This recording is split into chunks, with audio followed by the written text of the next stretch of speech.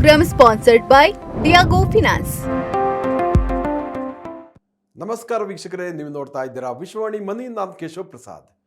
ವೀಕ್ಷಕರೇ, ಹೆಚ್ಚು ಸಂದರ್ಭಗಳಲ್ಲಿ ಈ ಹಣಕಾಸು ಸಂಸ್ಥೆಗಳಲ್ಲಿ ನಮಗೆ ಹಣಕಾಸು ಸಾಧನಗಳು, ಹಣಕಾಸು ಸೇವೆಗಳ ಜೊತೆಗೆ ಇನ್ವೆಸ್ಟ್ಮೆಂಟ್ಗೆ ಸಂಬಂಧಪಟ್ಟ ಹಾಗೆ ಒಂದಷ್ಟು ಪ್ರಾಡಕ್ಟ್ಗಳನ್ನು ಅವರಲ್ಲಿ ಸೇಲ್ ಮಾಡ್ತಾರೆ, ಒಂದಷ್ಟು ಮಂದಿ ಅದನ್ನು ಖರೀದಿ ಕೂಡ ಮಾಡ್ತಾರೆ. ಬಟ್ ಈ ವ್ಯವಸ್ಥೆಯಲ್ಲಿ ಏನಾಗುತ್ತೆ ಅಂದರೆ ಎಷ್ಟೋ ಸಂದರ್ಭಗಳಲ್ಲಿ ಮಿಸ್ ಸೆಲ್ಲಿಂಗ್ ಅಂತ ಹೇಳ್ತಾರೆ. ಅಂದರೆ ನಮಗೆ ಅನವಶ್ಯಕವಾಗಿಯೋ ಅಗತ್ಯ ಇಲ್ಲದೇ ಇದ್ರೂ ಕೂಡ ಆ ಒಂದು ಹಣಕಾಸು ಉತ್ಪನ್ನವನ್ನು ಖರೀದಿ ಮಾಡುವಂಥದ್ದು, ನಂತರ ಅದರಿಂದ ಸಮಸ್ಯೆಗೆ ಸಿಲುಕಾಕೊಂಡಿರುವಂಥದ್ದು ಇತ್ಯಾದಿ ದೂರುಗಳನ್ನು ನಾವು ಸಾಕಷ್ಟು ಕೇಳ್ತೀವಿ ಹಣಕಾಸು ಸಂಸ್ಥೆಗಳ ವಿರುದ್ಧ. ಹಾಗಾಗಿ ಇಂಥ ಸಂದರ್ಭಗಳಲ್ಲಿ ಮಿಸ್ ಸೆಲ್ಲಿಂಗ್ ಆಗುವಂಥ ಸಂದರ್ಭಗಳಲ್ಲಿ ಏನು ಮಾಡಬೇಕು, ಯಾರನ್ನು ಕಾಂಟ್ಯಾಕ್ಟ್ ಮಾಡಬೇಕು ಇತ್ಯಾದಿ ವಿಚಾರಗಳ ಬಗ್ಗೆ ಇವತ್ತಿನ ವಿಶೇಷ ಎಪಿಸೋಡಲ್ಲಿ ನಾವು ಸಾಕಷ್ಟು ಉಪಯುಕ್ತವಾದ ಮಾಹಿತಿಯನ್ನು ತಿಳ್ಕೊಳ್ಳೋಣ. ಇದಕ್ಕಾಗಿ ನಮ್ಮ ಜೊತೆ ಇವತ್ತು NRI ಮನಿ ಕ್ಲಿನಿಕ್ನ ಸ್ಥಾಪಕರಾದ ಡಾಕ್ಟರ್ ಚಂದ್ರಕಾಂತ್ ಭಟ್ ಅವರು ನಮ್ಮ ಜೊತೆ ಇದ್ದಾರೆ. ಬನ್ನಿ ಕಾರ್ಯಕ್ರಮಕ್ಕೆ ಅವರನ್ನು ಬರಮಾಡ್ಕೊಳ್ಳೋಣ. ನಮಸ್ಕಾರ ಚಂದ್ರಕಾಂತ್ ಭಟ್ ಸರ್. ನಮಸ್ಕಾರ ಸರ್. ಸಾಕಷ್ಟು ದೂರುಗಳನ್ನು ನಾವು ಕೇಳಿದ್ದೀವಿ. ಈಗ ಹಣಕಾಸು ಸಂಸ್ಥೆಗಳಲ್ಲಿ ಮಿಸ್ಸೆಲ್ಲಿಂಗ್ ಆಗುವಂಥದ್ದು, ಸರಿಯಾದ ಮಾಹಿತಿ ಕೊಡದೆ ಯಾವುದೋ ಒಂದು ಹಣಕಾಸು ಉತ್ಪನ್ನವನ್ನು ಮಾರ್ತಾರೆ, ಅದನ್ನು ತಗೊಂಡ ಗ್ರಾಹಕರ ಕೊನೆಗೆ ಕಂಗಾಲಾಗ್ತಾರೆ. ಸೊ ಏನು ಇದರಲ್ಲಿ ಬೆನಿಫಿಟ್ ಸಿಕ್ಕಲಿಲ್ಲ ಅನ್ನುವಂಥದ್ದು. ಬಟ್ ನಂತರ ಏನು ಮಾಡಬೇಕಂತ ಅವ್ರಿಗೆ ಗೊತ್ತಾಗಲ್ಲ.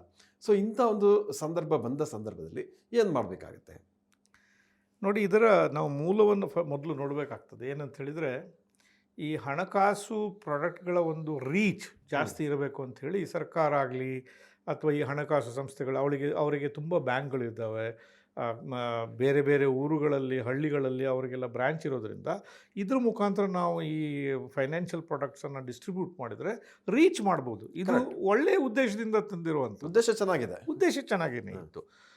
ಈಗ ಎಷ್ಟು ಪೋಸ್ಟ್ ಆಫೀಸ್ಗಳಲ್ಲಿ ಎಲ್ಲ ಮಾಡಲಿಲ್ವಾ, ಇದರಿಂದಾಗಿ ಬೆನಿಫಿಟ್ ಕೂಡ ಆಯಿತು.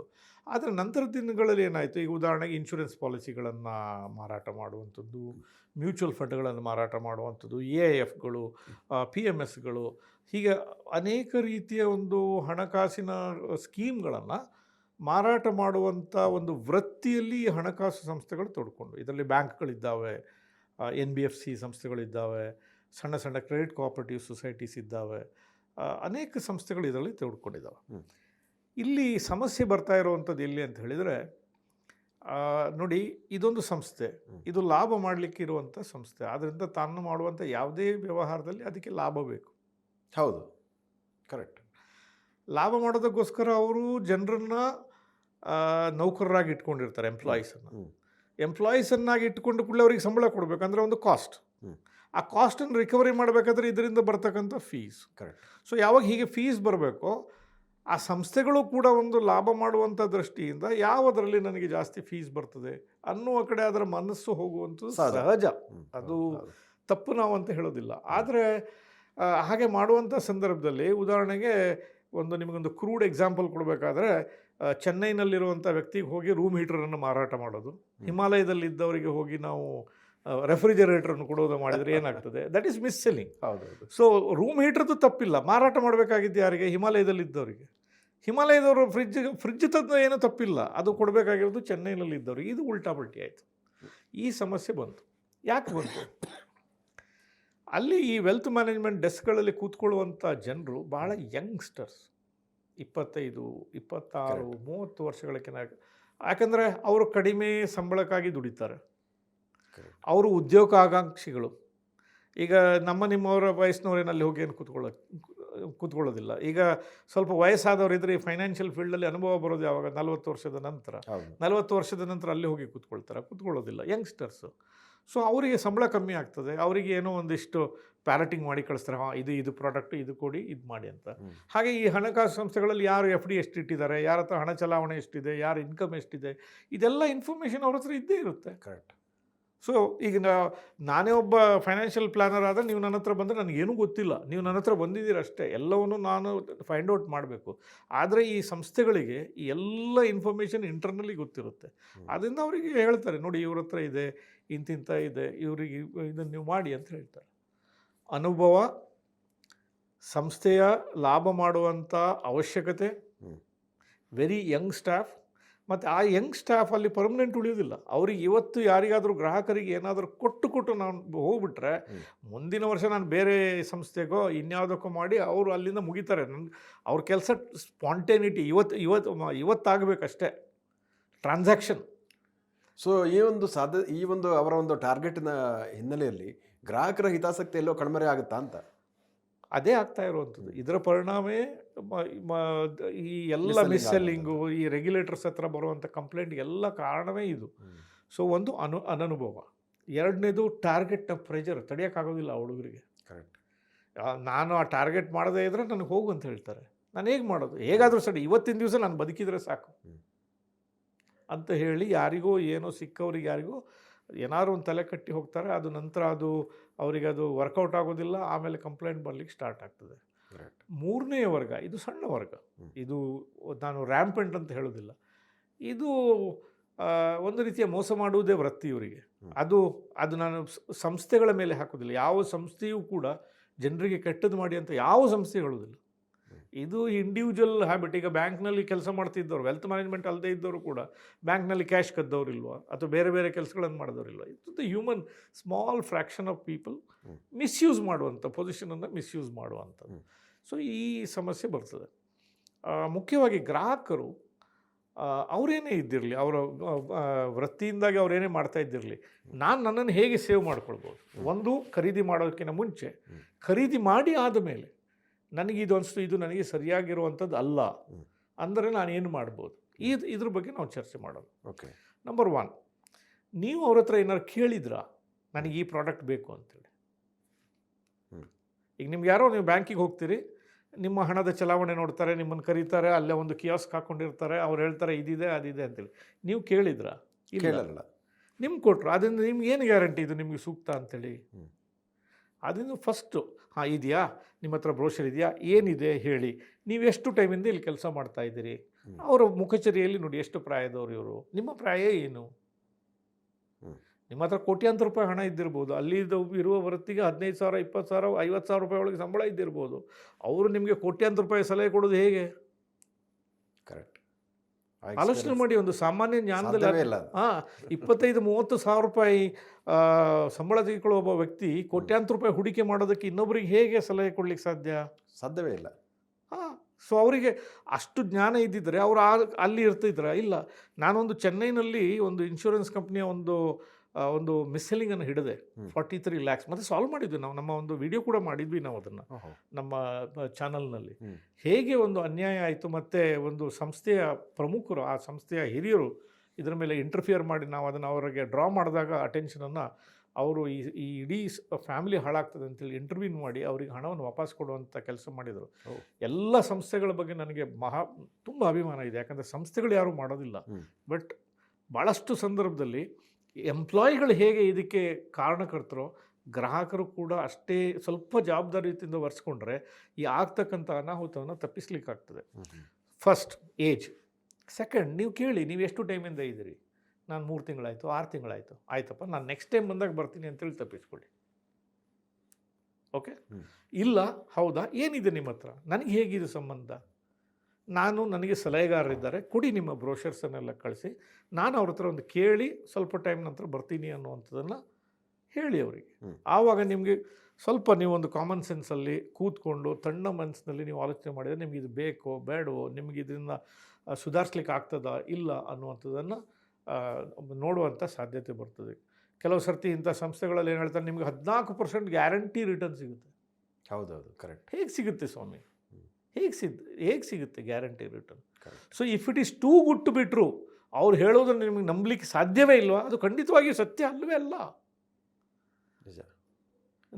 ನಿಮ್ಮ ಮನಸ್ಸು ಅನ್ಸ್ಬಿಡುತ್ತೆ, ನನಗೆ 14% ಕೊಡ್ತಾ ಇದ್ದಾರೆ, ಏನು ಇಲ್ಲ ದೇವರು ವರ ಕೊಟ್ಟಂಗೆ. ಇಲ್ಲ, ಅದು ವರ ಅಲ್ಲ, ಇದು ಮಿಸ್ಗೈಡೆನ್ಸ್. ಸೊ ನಿಮಗೆ ನಂಬಲಿಕ್ಕೆ ಆಗೋದಿಲ್ಲ ಅಂತ ಹೇಳಿದರೆ ಅದು ಸತ್ಯ ಅಲ್ಲ. ಸೊ ನಂಬಲಿಕ್ಕೆ ಆಗದಂತಹ ದೊಡ್ಡ ಮೊತ್ತ ರಿಟರ್ನ್ ಬರುತ್ತೆ ಅಂತ ಹೇಳಿದ್ರೆ ದೊಡ್ಡ ವಂಚನೆ ಅಂತ. ಹೌದು, ಖಂಡಿತ. ನೋಡಿ, ಈಗ ನೀವು ಲಾಟ್ರಿ ಟಿಕೆಟಲ್ಲಿ ಹೇಳ್ತಾರೆ ನಂಬರ್ ಬರ್ತದೆ, ಯಾರಿಗೆ ಒಬ್ಬರಿಗೆ. ಕರೆಕ್ಟ್. ಅವ್ರು ಹೇಳೋದು ಸತ್ಯ, ಆದರೆ ಪ್ರಾಬಬಿಲಿಟಿ ಆಫ್ ವಿನ್ನಿಂಗ್ ಭಾಳ ಕಡಿಮೆ, ಮಿನಿಸ್ಕ್ಯೂಲ್. ಇಲ್ಲಿ ಖರೀದಿ ಮಾಡಿರೋ ಪ್ರತಿಯೊಬ್ಬರಿಗೂ ಸಿಗಬೇಕು, ಇಲ್ಲಿ ಹೆಂಗೆ ಸಿಗುತ್ತೆ, ಹೇಗೆ ಸಿಗ್ತದೆ? ಅಲ್ಲಿ ಲಾಟ್ರಿ ಟಿಕೆಟಲ್ಲಿ ಒಬ್ಬೊಬ್ರದ್ದು ಒಂದೊಂದು ಕೂಲ್ ತೆಗೆದು ಒಬ್ರಿಗೆ ಜುಟ್ಟಿಡೋದು. ಇಲ್ಲಿ ಹಾಗಲ್ಲ, ಇಲ್ಲಿ ಎಲ್ರಿಗೂ ಕೊಡಬೇಕು. ಎಲ್ಲಿಂದ ಕೊಡ್ತಾರೆ?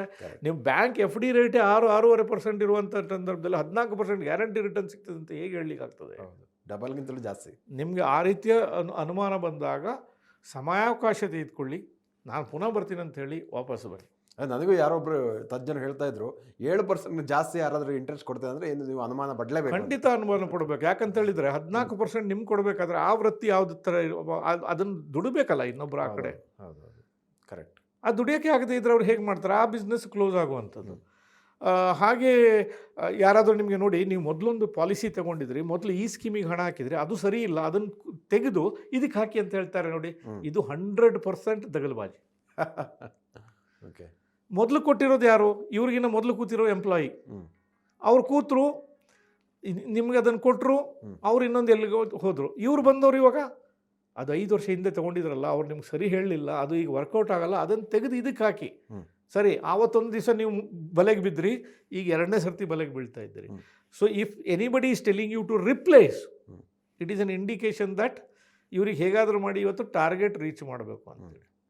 ಹಾಗೆ ತಿಂಗಳ ಕೊನೆ, ತ್ರೈಮಾಸಿಕದ ಕೊನೆ, ಅರ್ಧ ವರ್ಷದ ಕೊನೆಯಲ್ಲಿ, ವರ್ಷದ ಅಂತ್ಯದಲ್ಲಿ ಪ್ರೆಷರ್ ತಡೆಯೋಕ್ಕಾಗೋದಿಲ್ಲ ಈ ಸೇಲ್ಸ್ ಸ್ಟಾಫ್ಗೆ. ಹೇಗಾದರೂ ಮಾಡಿ ಆವತ್ತಿನ ದಿವಸ ನಾವು ಹಾಕಬೇಕು. ಅವ್ರು ಹೇಳಿರೋ ದಿವಸ ತೆಗೆದು ವಾಚ್ ನೋಡಿ, ಇವತ್ತು ತಾರೀಕೆಷ್ಟು, ಇವತ್ತು ತಾರೀಕೆಷ್ಟು, ಕೊನೆಯ ವಾರ, ತಿಂಗಳದ್ದು, ತ್ರೈಮಾಸಿಕದ್ದು, ಅರ್ಧ ವರ್ಷದ್ದು, ವರ್ಷದ್ದು ಅಂತ ಹೇಳಿದರೆ ದಯವಿಟ್ಟು ಹೇಳಿ, ನನಗೆ ಈಗ ಸ್ವಲ್ಪ ಕಮಿಟ್ಮೆಂಟ್ ಇದೆ, ನನಗೆ ನನ್ನ ಲೋನ್ ಕಟ್ಟಲಿಕ್ಕಿದೆ, ಇನ್ನೇನೋ ಒಂದು ಕಾರಣ ಹೇಳಿ ಅಲ್ಲಿಂದ ತಪ್ಪಿಸ್ಕೊಳ್ಳಿ. ಇದು ನೀವು ಖರೀದಿ ಮಾಡೋಕ್ಕಿಂತ ಮುಂಚೆ ನೀವು ಹೇಗೆ ಅವಾಯ್ಡ್ ಮಾಡ್ಬೋದು ಅನ್ನುವಂಥದ್ದು. ಕರೆಕ್ಟ್. ಖರೀದಿ ಮಾಡಿದ್ದಾದ ಮೇಲೆ ಏನು ಮಾಡ್ತೀರಿ? ಇದಕ್ಕೂ ಕೂಡ ನಮ್ಮ ನಿಯಂತ್ರಕರು, ರೆಗ್ಯುಲೇಟರ್ಸ್ ತುಂಬ ಒಳ್ಳೆ ಕೆಲಸ ಮಾಡಿದ್ದಾರೆ. ಏನು? ಫ್ರೀ ಲುಕ್ ಪೀರಿಯಡ್ ಅಂತ ಕೊಟ್ಟಿದ್ದಾರೆ. ಫ್ರೀ ಲುಕ್ ಪೀರಿಯಡ್ ಅಂದರೆ ನೀವು ಒಂದು ಪಾಲಿಸಿಯನ್ನು ಖರೀದಿ ಮಾಡ್ತೀರಿ, 30 ದಿನಗಳ ಸಮಯಾವಕಾಶ ಇರ್ತದೆ ನಿಮಗೆ. ನೀವು ಬಂದು ಹೇಳ್ಬೋದು, ನೋಡಿ ನನಗೆ ಇದನ್ನು ಕೊಟ್ಟರು, ಆದರೆ ನನಗೆ ಈ ವಿಚಾರಗಳು ಸರಿಯಾಗಿ ನನಗೆ ಗೊತ್ತಾಗಲಿಲ್ಲ, ನನಗೆ ತಪ್ಪು ಕಲ್ಪನೆಯಿಂದ ಕೊಟ್ಟಿದ್ದಾರೆ, ನನಗೆ ಅರ್ಥ ಆಗಲಿಲ್ಲ, ಆದ್ದರಿಂದ ನನಗೆ ಯಾವುದೇ ನುಕ್ಸಾನ್ ಇಲ್ಲದೆ ಇದನ್ನು ಕ್ಯಾನ್ಸಲ್ ಮಾಡಿ ನನ್ನ ಹಣವನ್ನು ನನಗೆ ವಾಪಸ್ ಕೊಡಿ ಅಂತ ನೀವು ಕೇಳಿದರೆ ಹಣ ನಿಮಗೆ ಪೂರ್ತಿಯಾಗಿ ವಾಪಸ್ ಬರ್ತದೆ. ಇದು legal protection. It is A legal protection. ಬೇಕಾದಷ್ಟು ಜನ ಈ ಫ್ರೀ ಲುಕ್ ಪೀರಿಯಡ್ನಲ್ಲಿ ಖರೀದಿ ಮಾಡಿರ್ತಕ್ಕಂಥ ಪಾಲಿಸಿಗಳನ್ನು ವಾಪಸ್ ಕೊಟ್ಟಿದ್ದಾರೆ. ಹಾಗೆ ರೆಗ್ಯುಲೇಟರ್ಸ್ ಆಗಲಿ ಅಥವಾ ಕಂಪ್ನಿಯ ಹಿರಿಯರಾಗಲಿ, ಕಂಪ್ನಿಗಳ ಬೋರ್ಡ್ಗಳಾಗಲಿ, ಯಾವುದೇ ಆಗಲಿ, ಆಲ್ವೇಸ್ ದೇ ಆರ್ ವೆರಿ ಕನ್ಸಿಡ್ರೇಟ್. ಜನರಿಗೋಸ್ಕರ ಅವರು ನಿಜವಾದ ರೀತಿಯಲ್ಲಿ ಒಂದು ನಮಗೆ ಸಮಸ್ಯೆ ಆಗಿದೆ ಅಂತ ಗೊತ್ತಾದರೆ ರೆಮಿಡಿಯಲ್ ಮೆಜರ್ಸ್ ತೆಗೆದು ಹಣವನ್ನು ವಾಪಸ್ ಕೊಡುವಂಥ ಕೆಲಸವನ್ನು ಮಾಡಿದ್ದಾರೆ. ಆದ್ದರಿಂದ ಎಲ್ಲ ಸಂಘ ಸಂಸ್ಥೆಗಳ ಒಂದು ಸೀನಿಯರ್ ಆಫೀಸರ್ಸ್ ಏನಿದ್ದಾರೆ ಅವರಿಗೆ ಒಂದು ನಾವು ಸಲ್ಯೂಟನ್ನು ಕೊಡಲೇಬೇಕು. ಕರೆಕ್ಟ್. ಅದು ಸೊ ನಾವು ಬರೀ ಮಿಸ್ ಸೆಲ್ಲಿಂಗ್ ಬಗ್ಗೆ ಯಾರೋ ಸ್ಟಾಫ್ ಮಿಸ್ ಮಾಡಿದ್ರು ಅಂತ ಹೇಳಿ ನಾವು ಅವರಿಗೆ ಬರೀ ಜೋರು ಮಾಡೋದು ಅಷ್ಟೇ ಅಲ್ಲ, ಗ್ರಾಹಕರಾಗಿ ನಾನು ನನ್ನ ಜವಾಬ್ದಾರಿಯನ್ನು ನಿಭಾಯಿಸಿದ್ದೇನ, ನಾನು 2ನೇ ಸರ್ತಿ ಆಲೋಚನೆ ಮಾಡಿದ್ದೇನ, ಅಯ್ಯೋ ಅವ್ರು ರಿಟರ್ನ್ ಅಂತ ಹೇಳಿದ ಕೂಡಲೇ ನಾನು ಒಪ್ಕೊಂಡ್ಬಿಟ್ನ. ಜನರ ಮನಸ್ಸಿನಲ್ಲಿ ಇನ್ನೊಂದು ಏನಿದೆ ಅಂತ ಹೇಳಿದರೆ, ನಾನು ಬ್ಯಾಂಕಿಗೆ ಹೋಗ್ತೇನೆ, ಬ್ಯಾಂಕಲ್ಲಿ ಹೇಳಿದ್ದಾರೆ, ಬ್ಯಾಂಕಲ್ಲಿ ಹೇಳಿದ ಕೂಡಲೇ ಅದು ಸತ್ಯ ಅಂತ. ಬ್ಯಾಂಕ್ನವ್ರು ನಿಮ್ಗೆ ಎಷ್ಟು ರೇಟ್ ಕೊಡ್ತಾರೆ ಅಂತ ಹೇಳೋದುಂಟಲ್ಲ ಅದು ಸತ್ಯ, ಎಷ್ಟು ರೇಟಲ್ಲಿ ನಿಮಗೆ ಲೋನ್ ಕೊಡ್ತಾರೆ ಅನ್ನುವಂಥದ್ದಲ್ಲ ಅದು ಸತ್ಯ, ಆದರೆ ಎಷ್ಟು ರೇಟ್ ರಿಟರ್ನ್ ನಿಮ್ಮ ಇನ್ವೆಸ್ಟ್ಮೆಂಟ್ನಲ್ಲಿ ಸಿಗ್ತದೆ ಅಂತ ಹೇಳುವಂಥದ್ದಲ್ಲ ಅದು ಅಲ್ಲ. ಆದ್ದರಿಂದ ಸೊ ನಿಮಗೆ ಆ ಒಂದು ಬೈಫರ್ಕೇಷನ್ ಗೊತ್ತಿದ್ರೆ ಆಮೇಲೆ ನಿಮಗೆ ಯಾವುದೂ ಮಾಡಲಿಕ್ಕೆ ಆಗೋದಿಲ್ಲ. ಸೊ ಬೆಸ್ಟ್ ಮೆಥಡ್ ಏನಂತ ಹೇಳಿದರೆ delay, ask for help, right. ಮತ್ತು ನಿಮಗೆ ನಿಜವಾಗ್ಲೂ ನಿಮಗೆ ಮೋಸ ಆಗಿದ್ದರೆ ಫ್ರೀ ಲುಕ್ ಪೀರಿಯಡನ್ನು ನೀವು ಯೂಸ್ ಮಾಡಿ, ಗ್ರಾಹಕರು ರೆಗ್ಯುಲೇಟರ್ ಹತ್ರ ಕಂಪ್ಲೇಂಟ್ ಮಾಡಿ, ಖಂಡಿತವಾಗಿ ನಿಮಗೆ ಒಂದು ನ್ಯಾಯ ಇದರಲ್ಲಿ ದೊರೀತದೆ. ಭಾಳ ಅದ್ಭುತವಾಗಿ ವಿವರಿಸಿದ್ರಿ. ಮಿಸ್ ಸೆಲ್ಲಿಂಗ್ ಅಂದರೆ ಅದು ಯಾವ ರೀತಿ ನಡೆಯುತ್ತೆ, ಅದರ ಲಕ್ಷಣಗಳೇನು, ಮತ್ತು ಸೊ ಇದರಿಂದ ಒಂದು ವೇಳೆ ಅಕಸ್ಮಾತ್ ಬೈ ಮಾಡಿದರೂ ಕೂಡ ಅಂತಹ ಪ್ರಾಡಕ್ಟನ್ನು ಯಾವ ರೀತಿಯ ಒಂದು ಆಪ್ಷನ್ಸ್ ಇದೆ ಅನ್ನುವಂಥದ್ದು. ಸೊ 30 ದಿನಗಳ ಕಾಲಾವಧಿಯಲ್ಲಿ ಮತ್ತೆ ಅದನ್ನು ಸರೆಂಡರ್ ಮಾಡಿ ಅನುಕೂಲವನ್ನು ತಡೆಯುವಂಥದ್ದು ಇತ್ಯಾದಿ ವಿಚಾರಗಳನ್ನು.